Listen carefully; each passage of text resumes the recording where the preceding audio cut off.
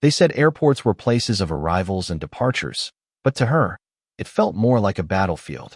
The man's voice cracked like a whip across the terminal, his words so laced with venom that even passers-by winced though they weren't the target. "Step aside, ma'am. People like you always slow down the line." That single sentence, spat casually from the mouth of a man in uniform, carried the weight of centuries. She stood still, her heartbeat loud in her ears, her palms tightening around the leather handle of her briefcase. No stranger to discrimination, she had faced it on campaign trails, in town halls, and even within the polished marble halls of government. But here, in the sterile fluorescence of an airport security checkpoint, the sting cut raw and personal. Her instinct told her to breathe, to remember that silence could be sharper than words, but the laughter of two other guards nearby clawed at her resolve.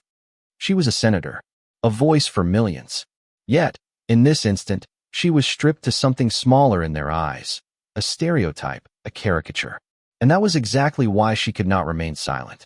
She looked at the line of passengers behind her, a mosaic of faces, many glued to their phones, others pretending not to see. But a young black boy, no older than 12, stared at her with wide eyes, his backpack slipping off one shoulder.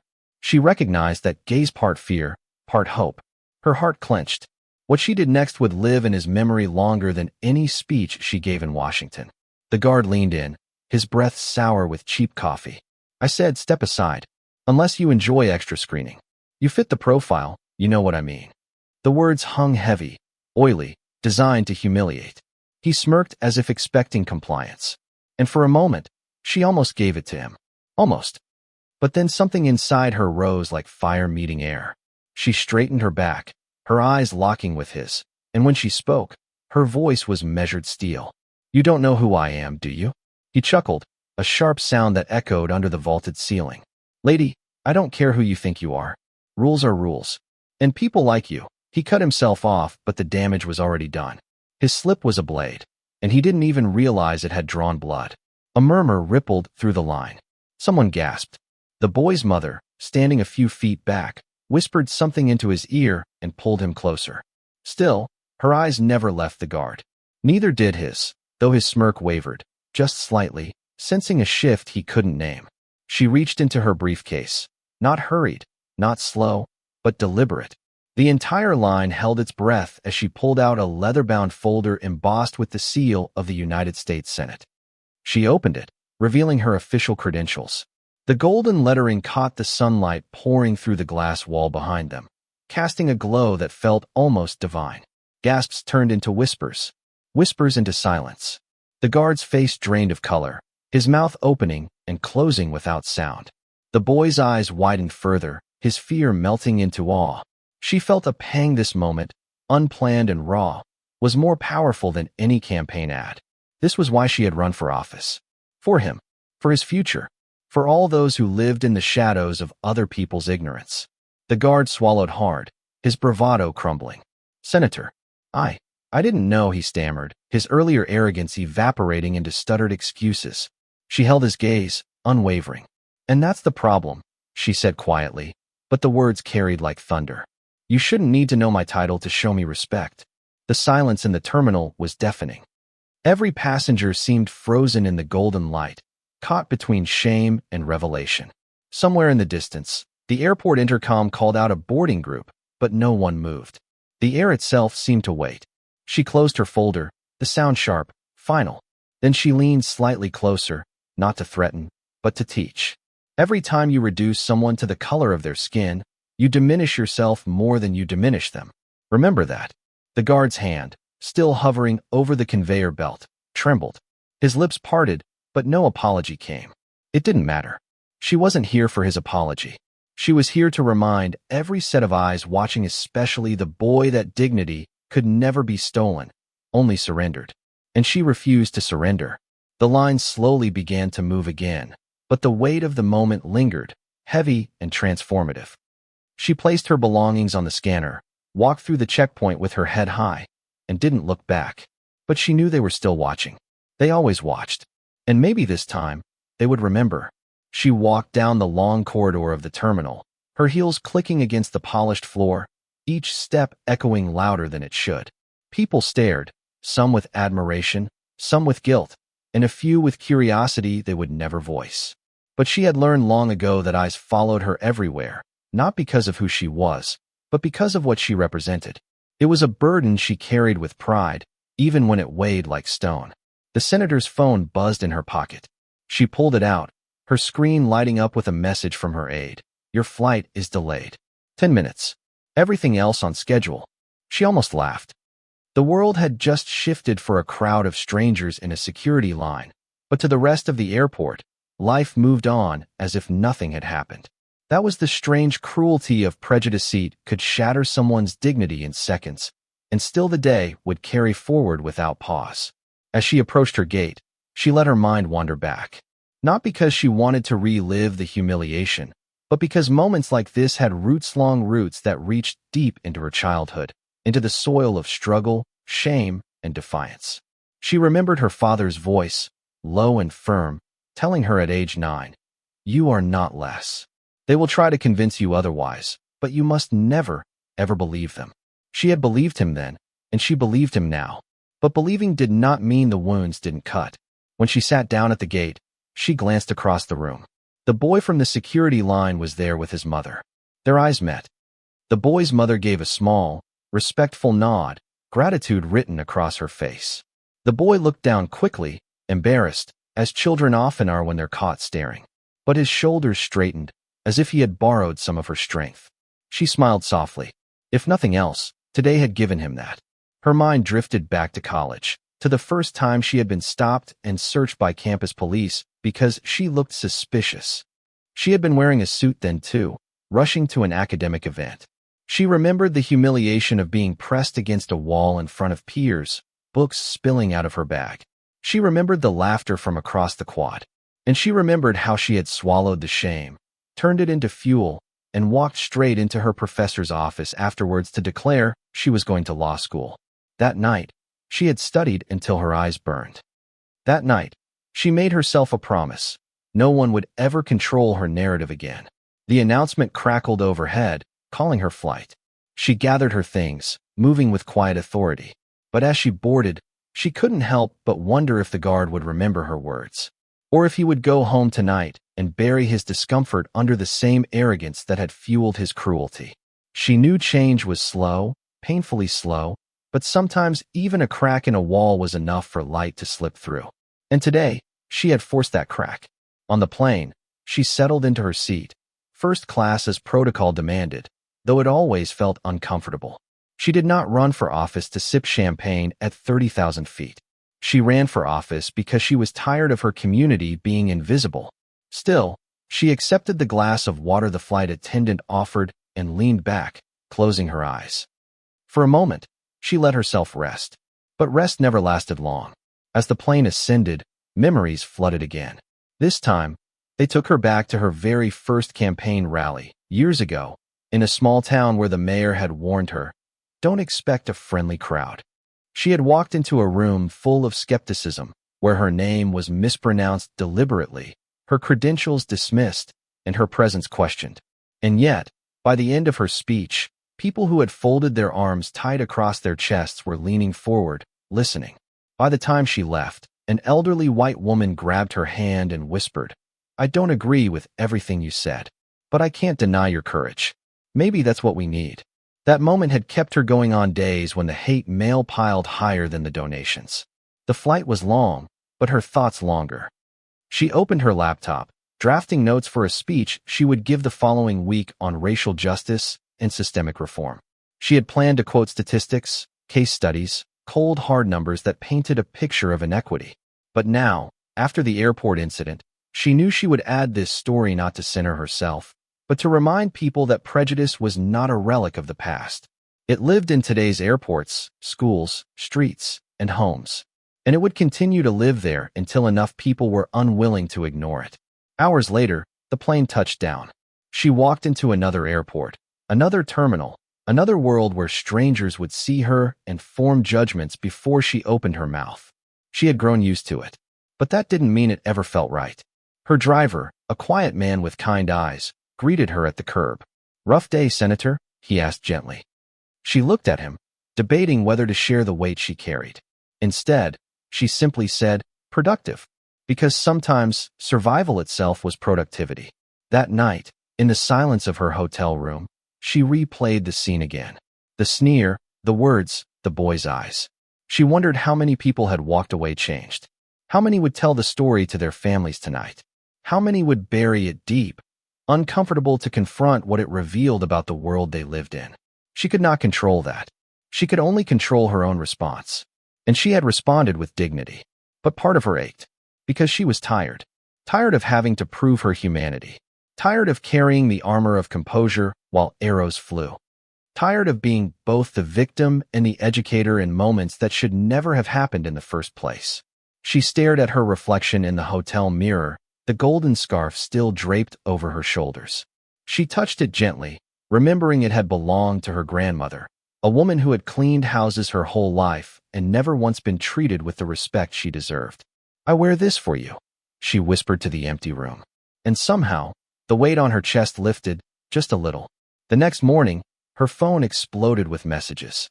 News outlets had already picked up the story. Someone in the terminal had filmed the entire exchange, and the video had gone viral overnight. Headlines blared, "Federal Senator challenges airport racism." Social media boiled over with both praise and fury. Some hailed her as a hero. Others accused her of pulling rank. She scrolled through the comments briefly, then shut the phone off. Praise and fury were just two sides of the same storm. What mattered was whether the story started a conversation that lasted beyond the news cycle. Her aide knocked on the door with the morning schedule. "You're trending everywhere," he said nervously, handing her a stack of papers. "We've had requests from 3 networks already. Everyone wants your comment." She sighed. "I'll give them one. But not for me." She set the papers aside, grabbed her grandmother's scarf, and stood tall. For every person who doesn't have the luxury of credentials to protect them. As she stepped into the hallway, she knew the next chapter of this story was no longer hers alone. It belonged to everyone who had ever stood in a line and been judged unworthy by the color of their skin. And she would make damn sure their voices were finally heard. By noon, her face was everywhere. Cable news panels dissected the clip frame by frame. Commentators argued about whether the guard's words had been truly racist or merely unprofessional, and hashtags multiplied like wildfire. Some were supportive, carrying her name like a banner. Others dripped with venom, accusing her of playing the race card. It was predictable. It was exhausting. But it was also an opportunity she could not afford to waste. In her Senate office later that week, the staff gathered around a long oak table, tension thick in the air. Her communications director tapped his pen nervously. "Senator, we can spin this in several ways. We could highlight your calm under pressure. We could focus on airport security reform." Or he hesitated, glancing at her. "We could lean directly into the racial justice angle. It's risky. It'll invite backlash. But it might be worth it." She sat back in her chair, silent for a long moment. The window behind her framed the Capitol dome, gleaming white in the midday sun, a monument to ideals often betrayed in practice. She finally said, "We don't spin it. We tell the truth. What happened in that airport wasn't about one guard. It was about a system that empowers people to demean others without consequence. If we make this about me, we lose. If we make it about the boy who watched, we win." Her team nodded, some reluctantly, others with relief. The choice was made. That night, she stepped onto a stage at a town hall meeting in her state. The room was packed, cameras lined the back wall, and the air buzzed with anticipation. She could feel the weight of expectation pressing down on her shoulders, but she welcomed it. She had carried heavier. She began simply, her voice steady. "A week ago, at an airport security line, I was told to step aside because of the color of my skin. Many of you saw the video. Some of you shared it. But I want to make something clear. This story isn't about me. It's about the millions who don't have the luxury of cameras catching their humiliation.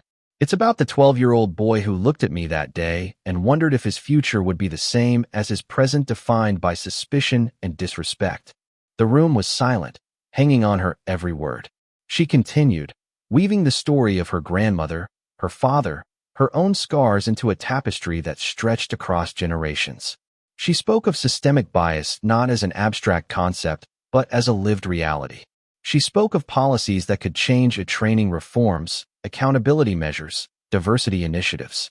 And most importantly, she spoke of dignity, the simple yet radical idea that every person deserved to be seen fully, not filtered through prejudice.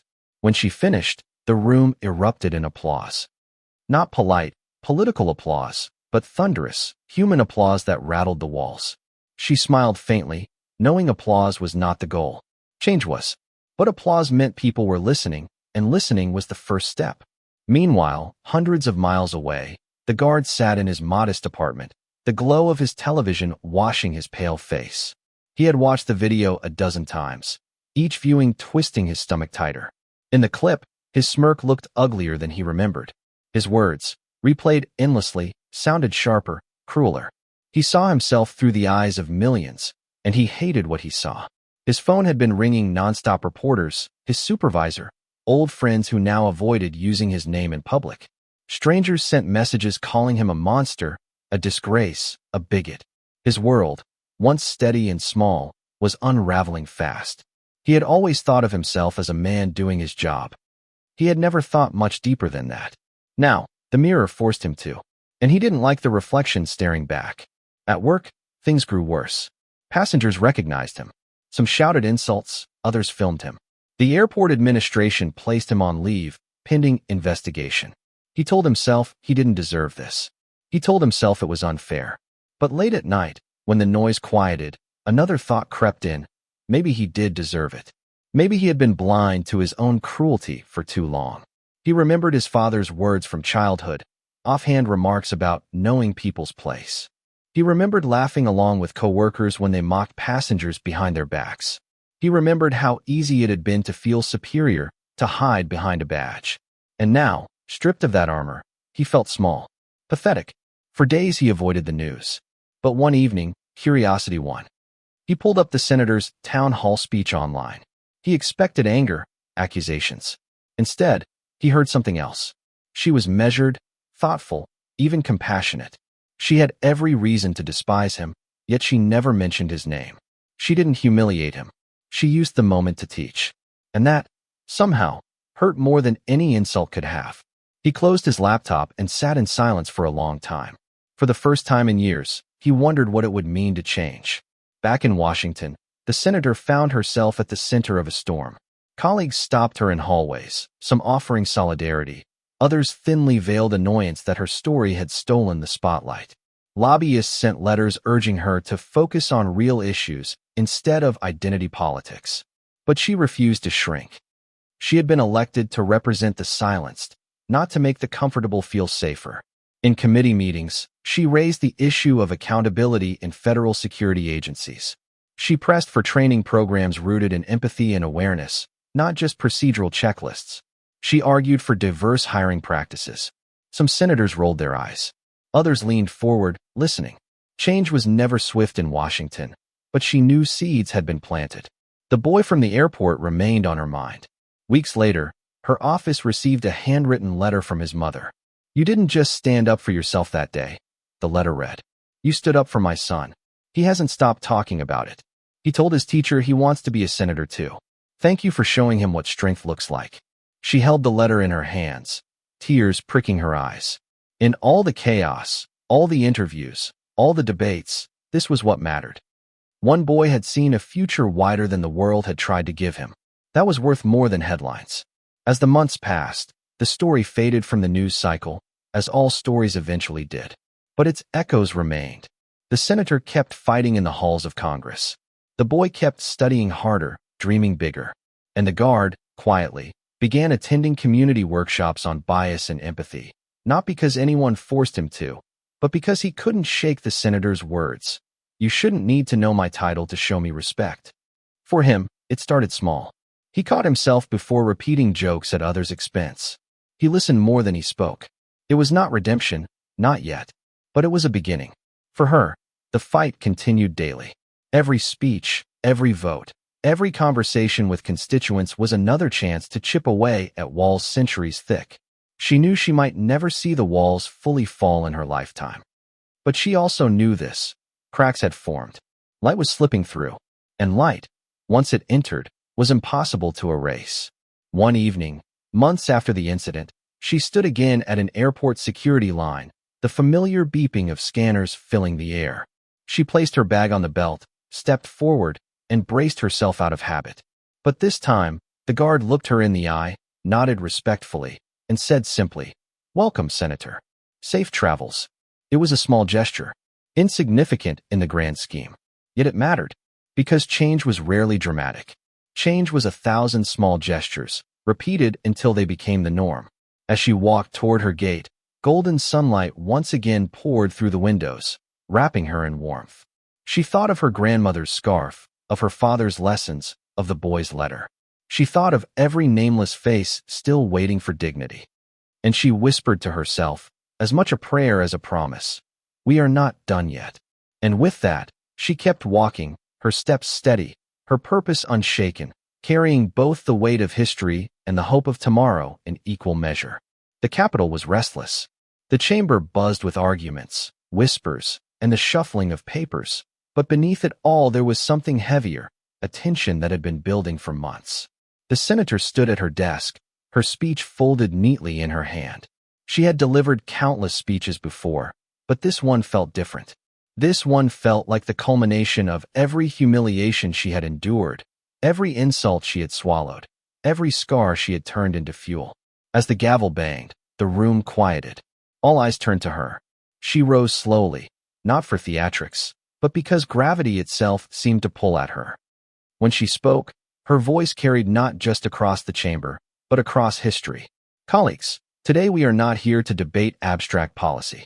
We are here to decide whether dignity is negotiable, whether the people we serve deserve to walk through airports, schools, and streets without suspicion stamped on their skin." A few months ago, I stood in a security line and was told to step aside because I fit the profile. Some of you saw the video. Many of you dismissed it as an isolated incident.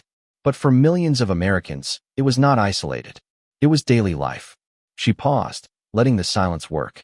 Senators shifted in their chairs. Some avoided her eyes. Others held them firmly. I am not asking for pity. I am demanding justice. Our bill proposes comprehensive training, accountability, and oversight for federal security agencies. Not because I was insulted in an airport, but because a 12-year-old boy watched me be insulted in an airport.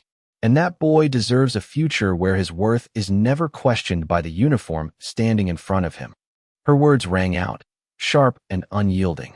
For an hour she spoke, weaving personal testimony with hard data, combining the fire of lived experience with the precision of law.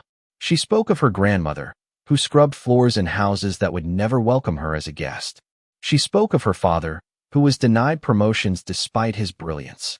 She spoke of the boy, nameless to the chamber but unforgettable to her, whose wide eyes had silently asked, "Will it always be this way?" When she finished, the chamber was still. The gavel echoed again. The vote began. One by one, names were called. Some votes came quickly, firm and expected. Others hesitated, eyes darting before speaking. As the tally grew, tension thickened. The senator sat rigid, her hands folded, her face calm, but her pulse racing. She knew the margin was thin. She knew history rarely bent without resistance. And then it happened. The final vote was called. The clerk read the numbers aloud. The bill passed. By a single vote. The chamber erupted, some in applause, others in groans, but she heard none of it.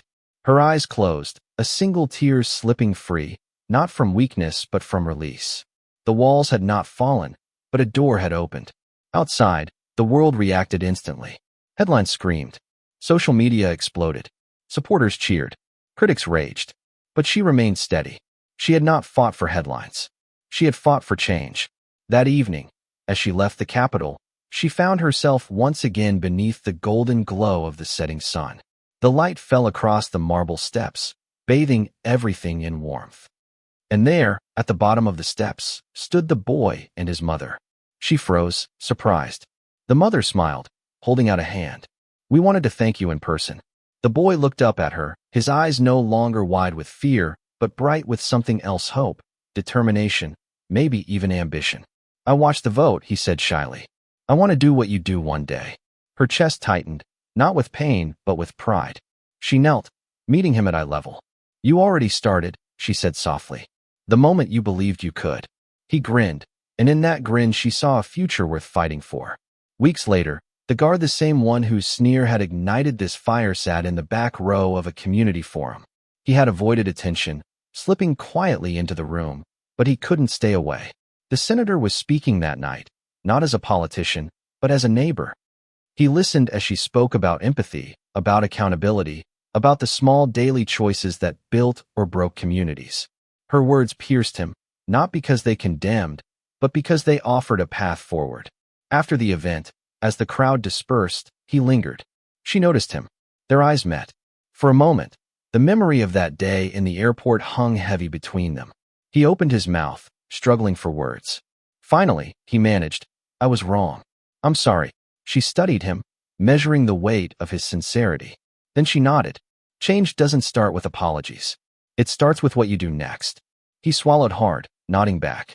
And though no forgiveness was granted outright, something shifted. A possibility. A beginning. In the months that followed, reforms rolled out slowly but surely. Training programs expanded. Oversight committees formed. Progress was imperfect, contested at every turn, but it was progress nonetheless. And through it all, she kept speaking, kept pushing, kept reminding people that dignity was not charity, but birthright. On a quiet evening at home, she draped her grandmother's scarf across the back of a chair and sat by the window. The city hummed outside, restless as ever. She thought of the boy, of the guard, of her father, of every nameless soul who had walked through indignity and kept walking. She whispered again, as she had in hotel rooms and airport terminals and silent moments of doubt, "We are not done yet." But this time she smiled, because for the first time, she believed that one day, maybe in her lifetime, those words would no longer be a promise. They would be a truth. And as the last rays of golden sunlight slipped across her face, she closed her eyes, not to escape, but to rest. For the fight was not over, but for tonight, she allowed herself peace. Because tomorrow, she would rise again. And tomorrow, the world would be waiting. Thank you for listening. If you find it interesting, please like and subscribe to follow the next stories.